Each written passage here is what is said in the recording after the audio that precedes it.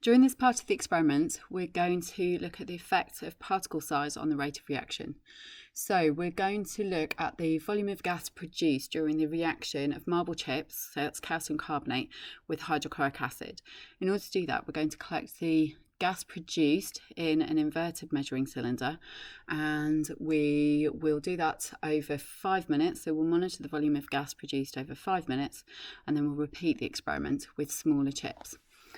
So to set up the experiment, we have a trough of water there. We have a measuring cylinder here full of water that I'm turning over so that it is in the trough there, and then I'm going to clamp it slightly raised, but making sure that the entrance to it there is under the level of the water. So we're going to collect our gas produced in there. So I've got my conical flask here with rubber tubing to deliver the gas into the measuring cylinder.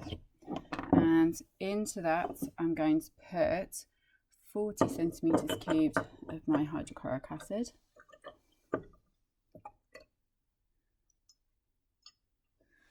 So 40 centimetres cubed there. So we pour that in there. I have the 5 grams of the larger marble chips that I've weighed out. Then I'm going to set this up so that the tubing is tucked into the measuring cylinder there. Just lift this slightly so it goes up. There we go. And then I am going to start the stop clock at the same time as adding my chips, and it's replacing the bung here. Okay, so if I put that in there, place the bung, press start. Now you should be able to see the bubbles rising, so we can think about what's being produced in that reaction. In order to maintain a fair test, I'm going to swirl evenly at time intervals to maintain the reaction.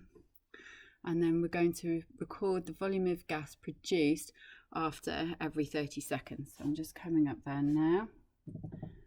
Okay, so this first reading for this one, we're not going to be able to do because we need it to get down to the numbers. That's a typical problem with this experiment, and we could think about how we are going to improve that. But we will carry on and we will record the gas volume as we go through. So on your screens in a second, there's going to be a set of model data. So this is then being repeated for the smaller chips afterwards. And then you can continue with your questions there.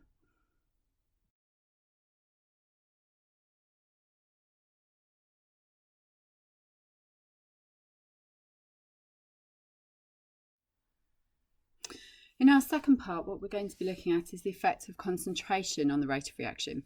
So we're going to use a similar reaction setup, but this time we're going to vary the concentration of the acid used instead of the size of the particles.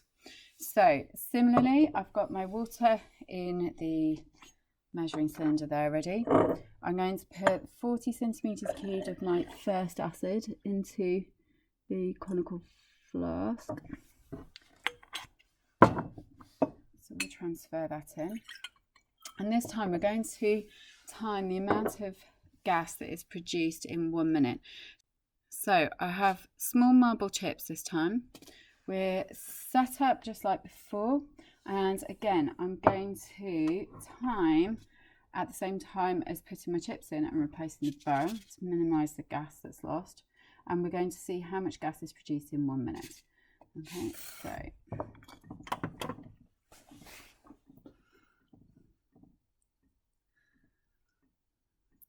so you can see quite clearly compared with those marble chips before the difference in the rate of bubbling as well.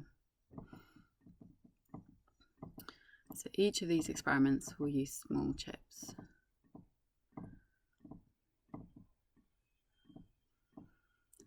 You might like to think to yourself, what would happen as we increase the concentration of the acid that we use?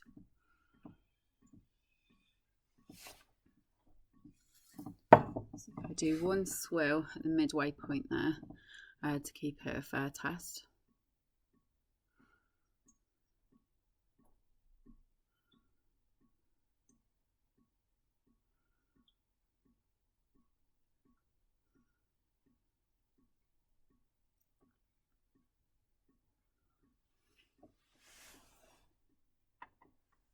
Okay, so it's 1 minute, and that was 132 centimetres cubed. So this experiment would then be continued with the different concentrations required. On your screen in a minute, there will be a model set of data for all the different concentrations. Copy these down and then use these for your conclusions, and then have a look at the evaluation section too.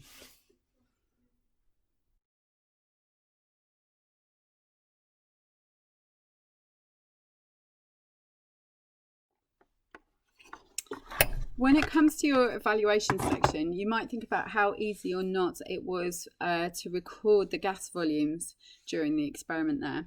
And let me just show you this. So this is a gas syringe, and this is a great improvement to trying to measure gas volumes by displacement of water there.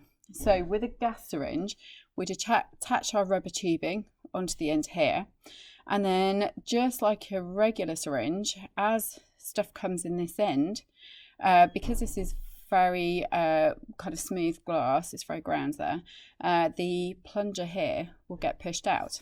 So as our gas is generated here, the plunger comes out, and then we can read off much more accurately the volume we get there, rather than having to account for that kind of gap before the first graduation on the measuring cylinder as well. So an improvement to collecting gas over water is always to use a gas syringe. It's more accurate in the first place just because it's easier to read, but also if your gas is soluble, it means you don't have the issue of any of the gas dissolving in the water and not actually bubbling out and being collected. Okay, so do remember gas syringes.